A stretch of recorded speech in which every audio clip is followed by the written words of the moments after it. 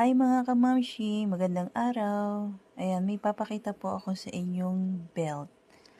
Genuine leather po. Ayan po, inaamag na po yung belt na yan. Matagal na daw po na nakatago. Ayan po ay Hindi nakulot sa plastic. Ay, genuine leather po talaga. Aamagin po yan. Pero hindi po siya yung duro po. Kaya makikita niyo po siya mamaya pag nalinis na po yan. Yan po, lilinisan ko lang po siya ng paglinis ng leather. Ayan, nalinisan ko na po siya.